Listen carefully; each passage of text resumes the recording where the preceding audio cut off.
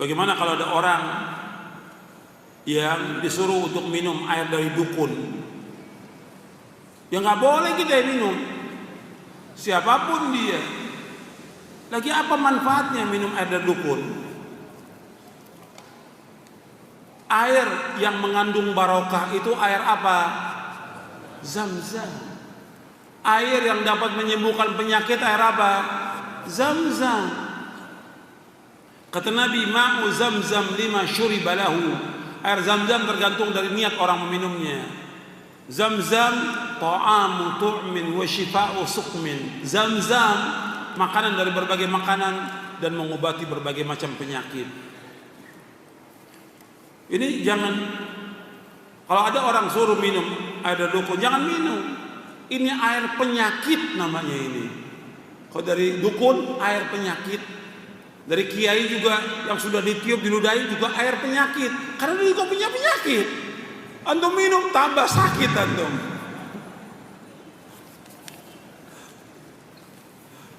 Jadi yang disuruh oleh Nabi SAW minum air apa? Zam-zam. Kalau kita umroh atau haji bawa air zam-zam. Ini mengobati penyakit. Air yang barokah. Zam-zam itu. Air hujan juga barokah. Allah sebutkan dalam Al-Quran. Wa anzalna minas sama'i ma'an mubarakah. Kami turunkan dari langit air yang diberkahi. Air hujan barokah. Tapi yang tentang yang air yang diminum oleh Nabi Muhammad dan para sahabatnya air zam-zam. Air zam-zam. Dan mengobati penyakit. Ibnul Qayyim Al-Jauziyah itu pernah sakit parah di Mekah. Minum zam-zam sembuh. Jadi berobatnya dengan melaksanakan ibadah kepada Allah. Dengan apa? Dengan umroh, dengan banyak tawaf, doa di sana, minum zam-zam. Bukan pergi ke Cina, bukan.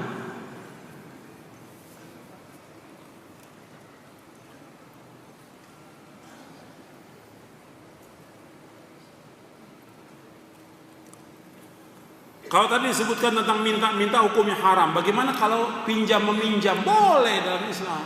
Nabi juga pinjam kok. Nabi minjam, tapi Nabi nggak pernah minta, dan sahabat tidak pernah minta. Kalau pinjam meminjam boleh dalam Islam. Ayat yang terpanjang dalam Al-Quran tentang apa? Tentang utang piutang. Ayat yang terpanjang dalam Al-Quran dalam surah Al-Baqarah tentang utang piutang boleh. Bahkan dapat ganjaran yang besar. Kalau kita punya uang, ada orang datang minjam, kita tahu dia butuh betul, tahu betul kita orangnya memang susah. Dan minjamnya juga ya sekedarnya buat makan, bukan buat modal, bukan buat bikin ruko, bukan. Minjamnya memang keperluan dia buat makan. Kita pinjamkan 100.000 atau 300.000. Ini kadang-kadang orang tidak waras kadang-kadang.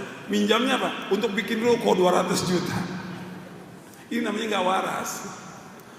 Kalau minjam yang biasa di antara manusia boleh, nggak apa-apa. Kalau kita tahu dia jujur, kita tahu dia memang butuh, pinjamkan. Dan catatkan, janji kapan, sebulan, 2 bulan, setahun. Kalau di kita banyak, janji sebulan, waktu minjamnya SMS, datang, telepon, plus nangis lagi, waktu minjamnya. Begitu gantinya, la salam, wala kalam, wala khobar, wala syekh. Nggak ada kan? Afwan, akhi, afwan. Kita nggak perlu afwan, duitnya kembalikan, bukan afwan.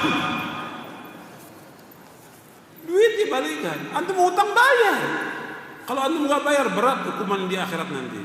Kecuali kalau dia memang kondisinya nggak mampu bayar, tunda sampai dia ada kelapangan. Allah sebutkan dalam surah Al-Baqarah, wa in kana dzu usratin fanadhiratun ila maisarah wa an tasaddaqu khairun lakum in kuntum ta'lamun. Kalau seandainya dia sulit untuk bayar, kasih tempo. Sulit lagi kasih tempo.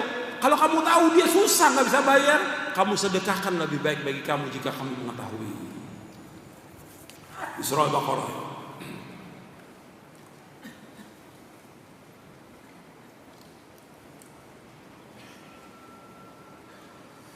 Seorang talibul ilm dia harus bekerja karena minta-minta haram, ya wajib dia bekerja. wajib dia untuk berusaha.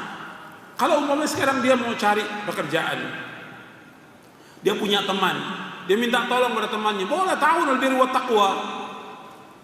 Saya ini nganggur, mungkin kamu punya peluang bisa masukkan saya ke tempat pekerjaan, boleh, nggak apa-apa. Ta'awunul birri wat taqwa, bukan minta-minta di sini, boleh.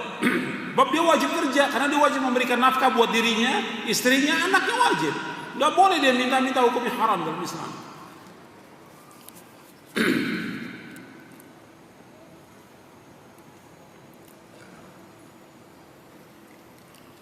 Haruskah seorang muslim memperbarui syahadatnya setiap saat? Tidak. Tetap aja dia akan mengucapkan syahadat setiap dia sholat, menjawab azan, kan dia mengucapkan syahadat. Yang penting bagaimana dia memahami setelah mengucapkan syahadat itu, dia memahami kalimat itu. Yang tidak ada pemahaman itu. Jadi kalimat memperbarui iman itu dengan kita memahami kalimat itu, meyakini kalimat, belajar lagi dan mengamalkan kalimat itu. Bagaimana seorang yang dia belajar ilmu syar'i, dia mengajar ilmu syar'i di satu pondok yang memang dia di situ hidupnya, dia ngajar.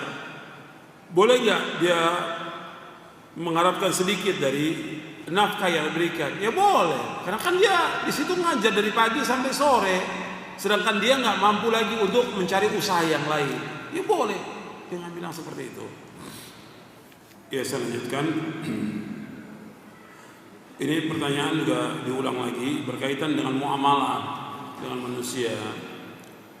Bagaimana kita meminta bantuan kepada manusia? Kalau minta bantuan dalam artian ta'awun al birri wat taqwa, tenaga, bukan kita minta buat pribadi kita, buat kita makan, buat anak kita, nggak boleh. Tapi ta'awun, tolong menolong, boleh di antara masyarakat. Seperti tadi pinjam meminjam. Kemudian juga ada yang sulit, kita tahu sulit, kita bantu mereka, tapi orang itu nggak minta. Kita lihat ada orang-orang miskin, kita ajak teman-teman untuk membantu orang itu. Itu ta'awun al birri wat taqwa. Tapi kita minta, nggak dibenarkan dalam syariat Islam. Kecuali kalau kondisi-kondisi yang sudah sangat-sangat terpaksa, gitu. Terpaksa boleh, darurat. Gitu. Tapi kalau dia minta setiap pekan, tiap bulan begitu, ya bukan darurat namanya. Sudah kebiasaan dia minta-minta. Kalau kondisi tertentu aja dia terpaksa, boleh dia minta.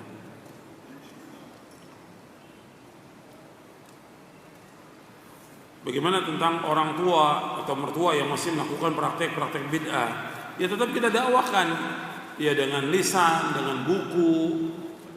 Kemudian juga kalau antum juga ada radio roja untuk mendengarkan, atau tulisan yang selembar, 2 lembar nasihat, boleh antum sampaikan, atau rekaman antum dengarkan. Dan doa jangan lupa agar Allah memberikan hidayah. Dan ini perlu waktu, jangan antum samakan dengan antum dimudahkan Allah dapat hidayah langsung terima, tapi belum tentu orang tua kita, belum tentu juga mertua kita. Jadi perlu sabar dan dakwakan terus. Apakah minta doa kepada orang soleh dibenarkan? Ini pernah terjadi pada zaman Rasulullah. Orang minta kepada Rasulullah SAW doa untuk Rasulullah SAW, yang memang beliau doanya makbul. Pernah juga ketika kemarau, Umar datang ke Rasulullah agar Rasulullah minta kepada Allah agar diturunkan hujan. Ini yang dikatakan tawassul kepada orang yang soleh yang masih hidup.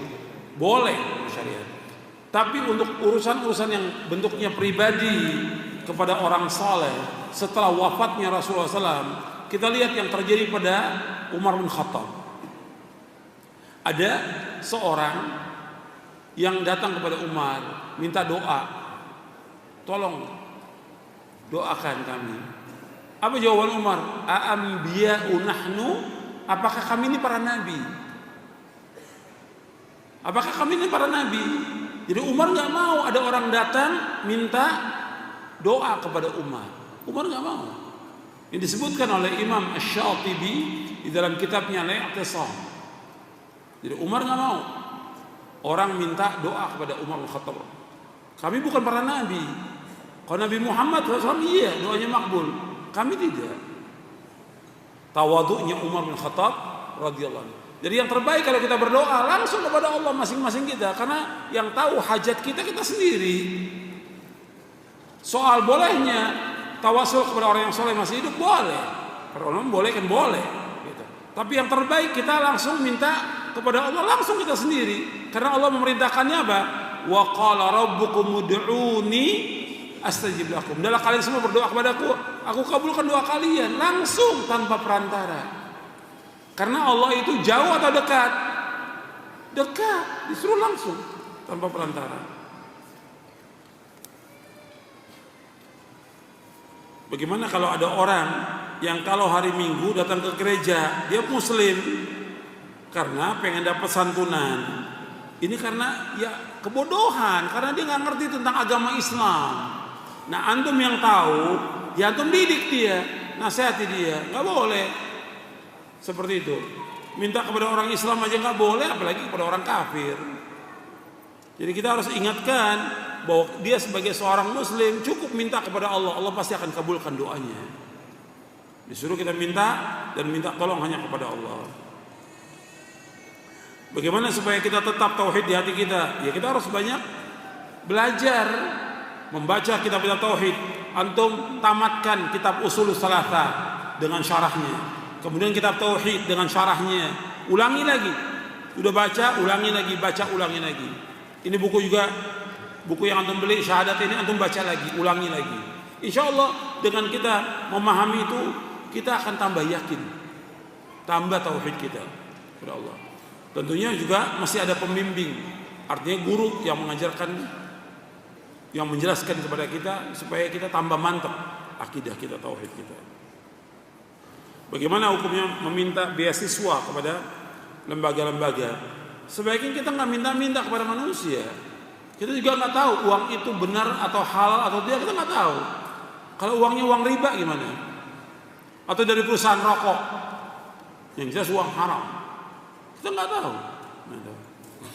Dan juga kita nggak wajib kan melanjutkan kuliah, kita nggak wajib. Yang wajib aja belajar apa kita? Ilmu syar'i. Tapi kalau kita dapat dan memang ilmu itu nggak ada yang lain kecuali kita belajar yang bermanfaat buat Islam, boleh. Tapi kalau sudah ada yang lain, ini kan sifatnya kifayah. Tapi minta-minta kepada orang nggak boleh dalam Islam. Itu perhatikan. Kita cukup dengan apa yang ada, yang wajib kita pelajari ilmu syar'i yang akan membawa kepada kebahagiaan kita dunia dan akhirat. Bagaimana tentang pembatal-pembatal Islam? Ada di buku ini. Cuma kita nggak cukup waktunya. Ini pembahasan buku, pembahasan setahun ini. Makanya tadi saya bilang masih mukadimah dulu. Perlu tahu antum, karena ini harus diulang kajian ini supaya kita tambah yakin tentang makna syahadat. Karena banyak umat Islam yang paham, tidak paham syahadat. Bukan hanya umat Islam, para dai banyak yang tidak paham tentang makna syahadat. Para dai, ya harus diulang-ulang tentang makna ini. Bagaimana kalau kita punya rezeki yang lebih, ya kita berikan kepada teman kita atau saudara kita. Kan disuruh kita utamakan sanak kerabat, wa atidal qurba haqqa wal miskin wa ibn sabil. Berikan kepada sanak kerabat haknya mereka. Orang miskin dan ibn sabil berikan kepada mereka. Apabila kita berdoa di makam atau di kuburan, apakah merusak tauhid kita atau merusak agama kita? Anda perhatikan, doa ini masuk ibadah atau bukan? Ibadah. Ad-doa wal ibadah. Sekarang orang berdoa kepada Allah di sisi kuburan orang tua atau orang soleh, nggak dibenarkan oleh syariat. Ini termasuk perbuatan bid'ah dalam Islam. Dia berdoa kepada Allah, minta kepada Allah, tapi di sisi kuburan orang soleh atau orang tuanya nggak boleh. Kita ziarah kubur tujuannya 3, ziarah kubur. Kalau kita ziarah kubur ke kuburan orang tua atau pemakaman kaum muslimin tujuannya 3. Yang pertama, kita mengucapkan salam kepada mereka. Yang kedua, kita mendoakan mereka. Yang ketiga, kita mengingatkan kita kepada mati, bahwa kita pasti mati seperti mereka. Jadi yang pertama salam, assalamualaikum ahla diyar minal mu'minin wal muslimin wa inna insyaallah bikum lahiqun nas'alullah lana wa lakum al-afiyah. Kemudian yang kedua kita doakan mereka, Allahumma ighfir lahum warhamhum wa'fu anhum waqim nuzulahum wa wasi' mudkhalahum, sampai akhir kita doakan. Yang ketiga, bahwa kita pasti mati seperti mereka. Mengingatkan kita kepada akhirat, dan dengan ziarah kubur itu dan mengingat mati akan melembutkan hati kita. Tapi doa di situ, baca Quran di kuburan, nggak ada contoh dari Nabi SAW, nggak ada contoh dari sahabat. Karena kuburan bukan tempat ibadah, kuburan bukan tempat ibadah. Itu ingat itu. Apalagi minta kepada penghuni kubur, ini syirkun akbar. Bagaimana kalau seorang istri melihat suaminya berbuat kesyirikan, ya diingatkan, ditegur, didakwakan, suami jangan dibiarkan. Oh dia berbuat syirik, ini dosa besar yang paling besar, diingatkan. Sebagaimana Nabi Ibrahim alaihissalatu wassalam menegur bapaknya dan juga menegur umatnya. Bagaimana mewujudkan ihsan sedangkan kita membayangkan Allah? Nggak boleh kita memikirkan tentang zat Allah, tidak boleh. Nabi bersabda SAW, tafakkaru fi khalqillah wa la tafakkaru fillah. Hendaklah kamu berpikir tentang makhluk Allah, jangan sekali-kali berpikir tentang zat Allah, karena nggak akan mampu manusia. Kita nggak tahu tentang zat Allah, tapi kita seolah-olah melihat Allah. Seandainya nggak melihat Allah, Allah pasti melihat kita. Ini seolah-olah bahwa kita ketika sholat, kita berhadapan bahwa Allah di hadapan kita. Tapi kita nggak melihat Allah, tapi Allah pasti melihat kita. Dan semua gerak kita dilihat oleh Allah Taala. Wa huwa ma'akum aina ma kuntum. Allah bersama kamu di mana saja kamu berada. Allah melihat kamu di mana kamu berada. Allah mengetahui kamu di mana kamu. Bagaimana cara kita tetap teguh untuk mengejar akhirat sementara dunia banyak menggoda? Ya kita pahami dong. Pahami bahwa kehidupan akhirat kehidupan yang abadi, kehidupan yang kekal. Yang kedua, dunia itu kehidupan yang fana, kehidupan yang semu, kehidupan fata morgana, kehidupan yang pasti akan hancur. Orang yang beriman dan berakal, ingat tuh, iman dan akal, dia mesti mengutamakan kehidupan yang kekal. Wal akhiratu bal tu'thirun hayatad dunya wal akhiratu khairun wa abqa. Bahkan kalian lebih utamakan dunia padahal akhirat lebih baik dan lebih kekal. Orang yang beriman dan orang berakal mesti akan mengutamakan kehidupan yang abadi, yang penuh dengan kenikmatan, yaitu surga. Dunia cuma sementara aja. Kita hidup 60-70 tahun, paling cuma sehari dibandingkan dengan akhirat.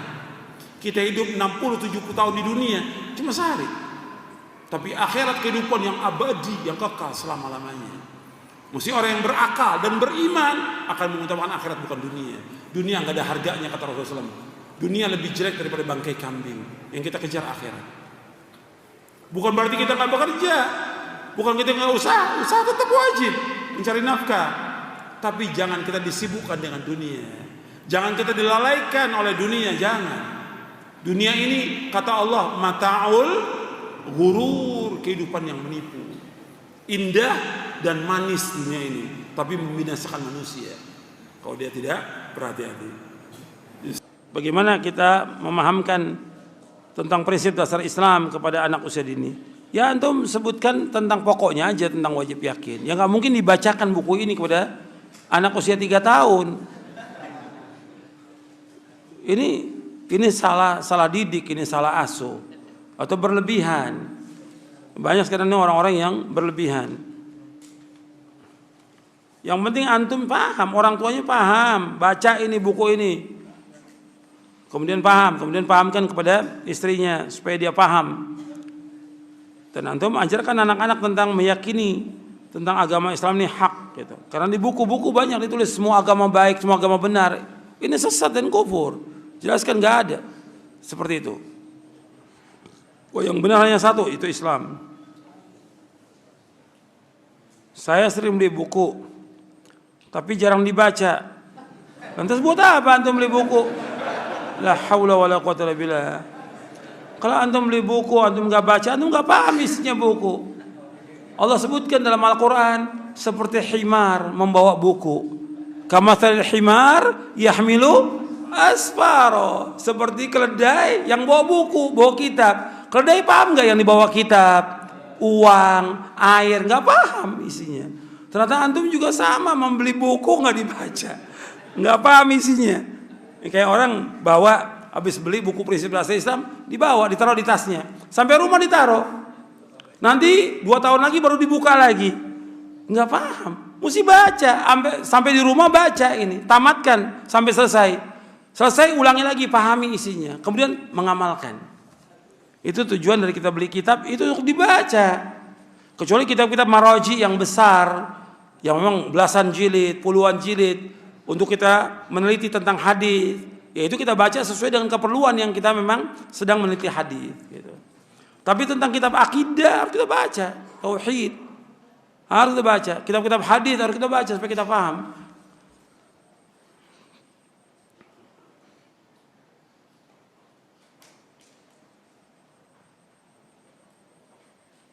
Apa hukumnya jika ada orang yang menunda sholat yang wajib karena menghadiri rapat? Alasannya rapat penting. Ya lebih penting sholat daripada rapat. La haula wala quwwata illa billah. Yang lebih penting itu sholat. Dari semuanya yang ada sholat. Dan sebaik-baik amal sholat kata Nabi, wa'lamu anna khaira a'malikum as-shalah. Perhatikanlah, sebaik-baik amal kalian adalah sholat. Sholat. Maka harus kita perhatikan tentang masalah sholat itu. Sholat ini perhatikan, sholat. Jadi ketika kita kerja, dagang, usaha, rapat, begitu tiba waktu azan, berhentikan semuanya. Sholat dulu. Karyawan kalau kita yang kerja, suruh berhenti, sholat dulu. Baru nanti lanjutkan. Sholat itu penting. Ini tiangnya agama. Dan yang pertama dihisab dari kiamat masalah apa? Sholat. Yang disuruh kita mengajarkan kepada istri, anak, pertama kali tentang tauhid dan sholat. Itu perhatikan itu. Tentang masalah takdir, gimana kita mengajarkan kepada anak-anak. Yang penting kita paham dulu. Tentang rukun imannya biar mereka hafal. Tapi untuk memahami, meyakininya kita dulu paham. Yang penting dia udah tahu bahwa kita wajib mengimani takdir baik dan buruk. Gitu. Ketika dalam kejadian sesuatu yang terjadi, kita jelaskan kepada dia, ini udah takdir Allah. Apapun yang menimpa dia, kita jelaskan kepada dia. Sehingga dia paham nantinya ketika ada sesuatu terjadi atau musibah atau yang lainnya.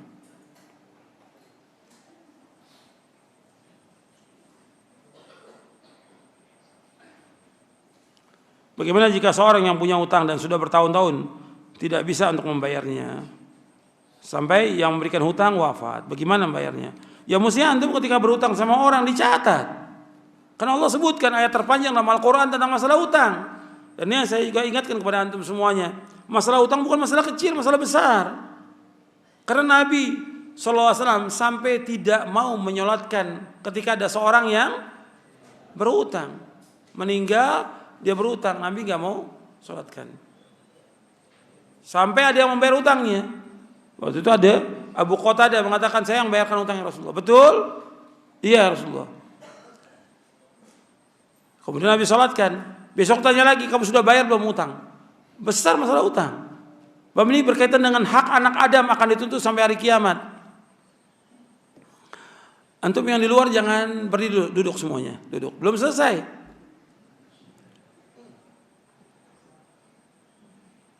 Jadi masalah utang masalah besar yang antum harus perhatikan masalah utang ini. Antum harus bayar. Ketika antum gak mampu untuk bayar, antum datangi orangnya.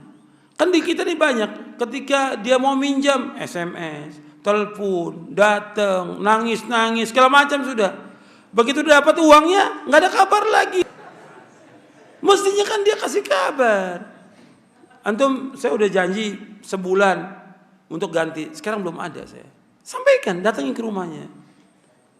Nanti bulan depan juga belum bisa bayar, antum datangin lagi. Ini kan nggak ada kabar. Seolah-olah dia nggak punya utang. Datang ke pengajian, soalnya dia gak punya utang. Padahal dia utang sama orang banyak.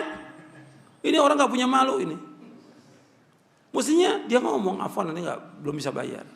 Juga yang berutang ketika dia tahu bahwa orang itu betul gak punya, hingga ada yang dijual untuk dibayar. Sedekahkan. Karena Allah menyebutkan dalam surah Al-Baqarah, wa in kana dzu usratin fanadhiratun la maisarah wa anta saddaqu khairul lakum in kuntum ta'lamun. Jika orang itu gak mampu untuk bayar, berikan tempo sampai dia mampu. Ketika sudah berikan tempo nggak mampu juga, berikan tempo lagi. Dan dia dapat ganjaran. Yang memberikan tempo dapat ganjaran. Kalau nggak mampu juga, bebaskan utangnya. sedekahkan. Jika kamu mengetahui itu baik. Makanya jangan sampai nunggu orang yang meninggal dulu, tetap akan ditutup sampai hari kiamat. Yang punya utang nggak mau nagih karena sudah capek. Ditagih alasannya begini, tagih alasan begini. Menuntut ilmu itu wajib. Bagaimana kalau orang tua belum mengizinkan? Ya antum jelaskan kepada dia bahwa ini pengajian manfaat dan untuk saya, untuk kedua orang tua saya, kedua orang tua dan juga untuk kehidupan saya dunia akhirat. Dan saya ingin jadi orang yang baik dengan kita nuntut ilmu ini. Jelaskan, saya ingin jadi anak yang soleh Pak, Ibu. Jadi jelaskan dengan baik-baik, insya Allah dia akan paham.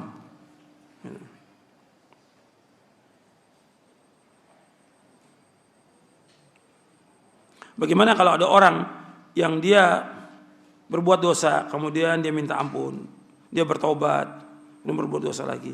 Ya tetap dia nggak boleh sekali menghalalkan perbuatan dosa itu. Tetap dia harus minta ampun. Dia berbuat dosa, dia tobat. Tapi orang yang beriman mestinya tobat dengan taubatan nasuha. Dia tinggalkan perbuatan dosa itu. Kan cara tobat 3. Yang pertama, dia meninggalkan perbuatan dosa itu. Yang kedua, dia menyesal. Yang ketiga, dia berkemauan keras untuk tidak mengulangi lagi. Itu taubat yang nasuh yang kata Allah firmankan, yang Allah berfirman, ya ayyuhalladzina amanu tubu ilallahi taubatan nasuha. Wahai orang beriman, taubat kepada Allah dengan taubat yang nasuh, taubat yang ikhlas, taubat yang jujur, taubat yang tidak dihinggapi lagi perbuatan dosa.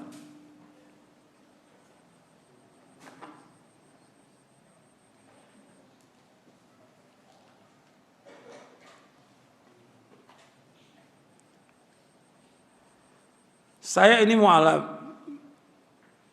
Bagaimana saya membantu pemakaman orang Kristen, karena itu nenek kita.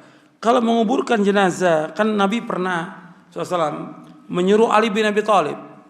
Abu Thalib mati dalam keadaan kafir. Ali mengatakan kepada Nabi Muhammad SAW, ya Rasulullah, sesungguhnya pamanmu yang sesat mati. Kemudian kata Nabi kepada Ali, fawari abak, kuburkan bapakmu. Artinya Ali disuruh untuk mengurus penguburan bapaknya. Tapi ketika sudah ada yang mengurus, ya nggak perlu kita hadir. Ini kan berkaitan dengan pemakaman, nggak ada yang mengurus Abu Thalib kecuali Ali anaknya.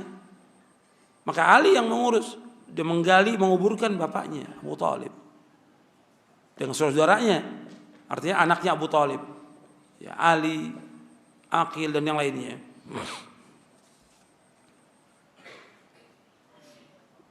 Jadi kalau itu sudah ada yang ngurus nggak perlu lagi. Karena kan orang kafir kalau dia meninggal tempatnya di mana? Neraka. Nggak ada lagi yang namanya takziah kepada orang kafir, nggak ada. Takziah itu menghibur, nggak ada menghibur orang yang mati dalam keadaan kafir, nggak ada.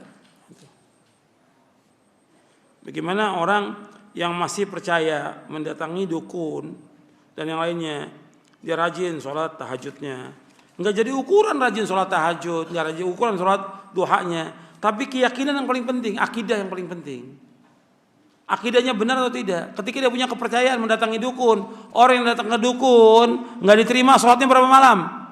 40. Man ata arrafan fasalu an syai'in lam tuqbalu salatun arba'ina laila. Ini riwayat Muslim dan Ahmad juga meriwayatkan. Barang siapa yang datang ke dukun, tukang ramal, orang pintar, paranormal, menanyakan sesuatu, maka enggak akan diterima salatnya selama 40 malam. Enggak boleh. Datangnya dukun-dukun, tukang ramal, orang pintar, hukumnya haram dalam Islam. Dan ini syirik, perbuatan syirik karena dia mendakwakan mengetahui yang gaib. Antum jangan bawa cerita dari orang mengatakan begini, dalilnya ada atau tidak. Kalau kita akan menjawab dongeng-dongeng syubhat, capek, lelah antum, nggak ada manfaatnya. Antum sibukkan dengan ilmu. Kita menyampaikan kepada orang, siapa aja, orang tua kita, saudara, teman, family, atau guru, kita sampaikan dalil, nggak mau terima ya sudah, kewajibannya menyampaikan. Tapi kemudian dia membawakan syubhat, nggak perlu antum dengar syubhatnya dia, nggak perlu disampaikan. Karena apa? Dalil mereka nggak punya dalil sama sekali, syubhat. Ini penting untuk antum ketahui, karena ini dibawa khurafat, cerita bohong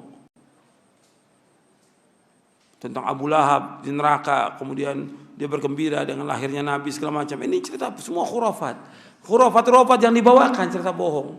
Ada lagi orang mengatakan saya mendapatkan syafaat, kegembiraan karena wali fulan itu yang dikubur, dia datang kepada saya.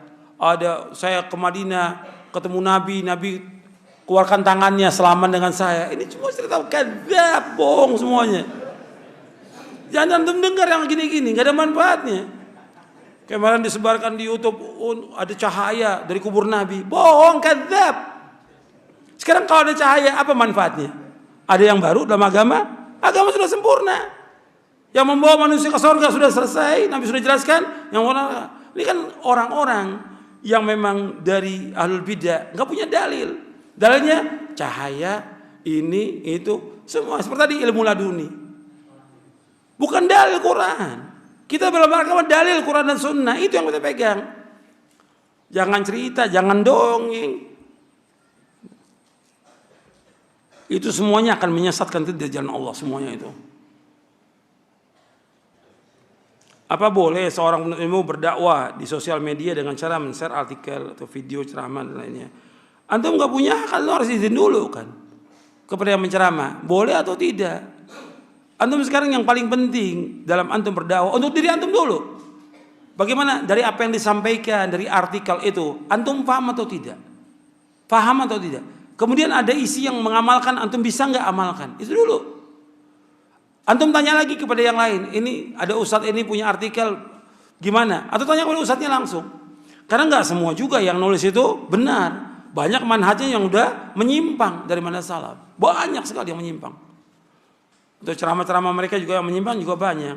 Jadi yang terbaik bagi antum berdakwah buat diri antum dulu. Pahami, belajar, amalkan, sampaikan kepada keluarga. Tadi yang saya bawakan penjelasan Abdullah bin Mas'ud apa? Ta'allamu fa idza 'alimtum fa'malu. Belajar, kalian belajar, kalau sudah kamu belajar amalkan. Bukan nanti keasikan dengan nge-share antum enggak baca lagi. Dianggapin dapat pahala sehingga antum mengajak orang tapi antum enggak mau diajak untuk kepada kebenaran. Dan yang terjadi. Dan orang kalau sudah seperti itu, lama-kelamaan setan menggoda, oh berarti antum ini udah jadi dai. Ustadz kabir antum nih sudah bisa nge-share kemana-mana, padahal nggak punya ilmu sama sekali, tong kosong nyaring bunyinya gitu.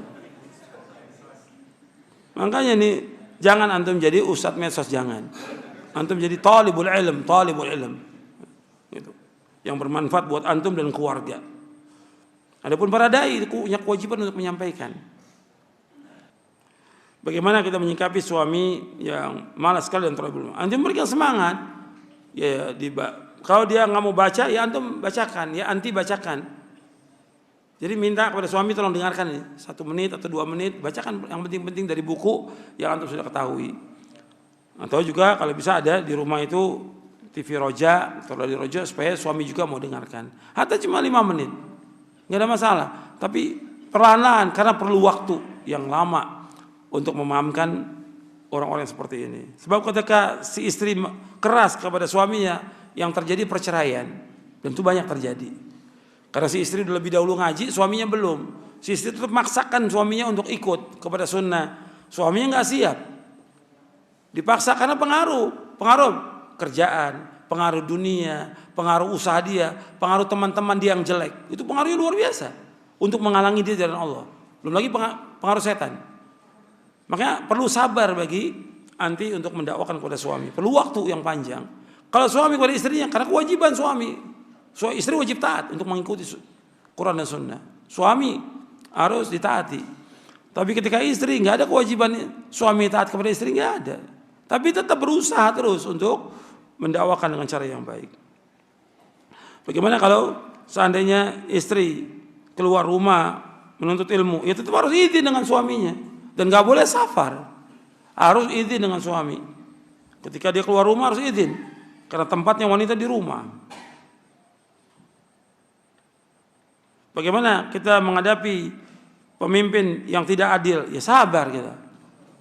Nabi menyuruh sabar. Ketika nanti ada penguasa yang zalim, Nabi suruh sabar.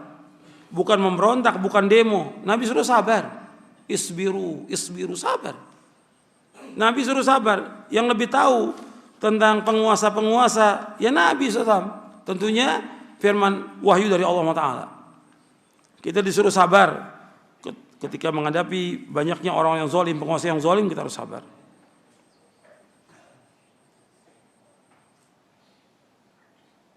Apa di antara penyebab orang yang sudah dapat hidayah sunnah kemudian dia berbalik kepada kesesatan? Ya banyak sebabnya. Ya sebabnya tadi dia nggak bersyukur dengan nikmat hidayah dari Islam dan sunnah. Dia nggak syukuri nikmat itu. Dia tidak nuntut ilmu syar'i.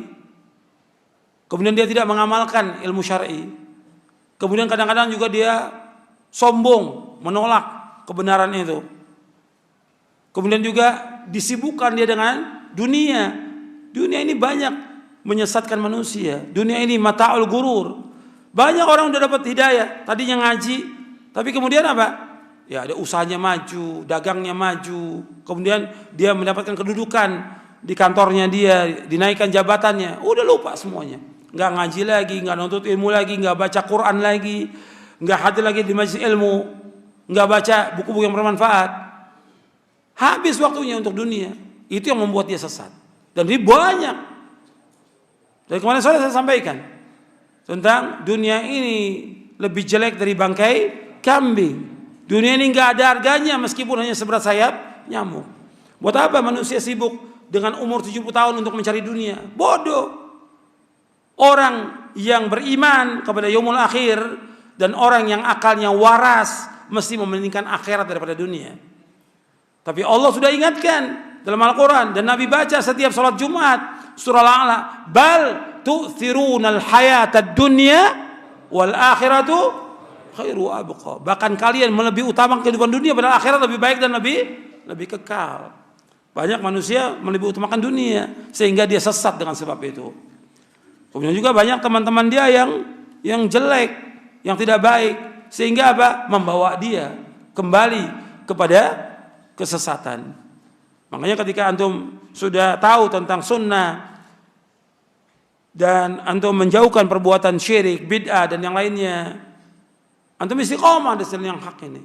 Cari teman-teman yang soleh, jangan kembali lagi kepada teman yang lama, akan balik lagi kepada bid'ah lagi, kepada kesyirikan lagi, kepada dunia lagi yang menyesatkan. Kita wajib untuk mencari nafkah, wajib. Cari maisha wajib, tapi sekedarnya. Tujuan hidup kita bukan untuk dunia, tujuan kita hidup untuk akhirat, untuk surga. Dunia sekedarnya, yang penting cukup buat kita, istri kita, anak kita cukup sudah. Buat kedua orang tua kita cukup udah. Itu yang penting. Yang kita cari akhirat bukan dunia.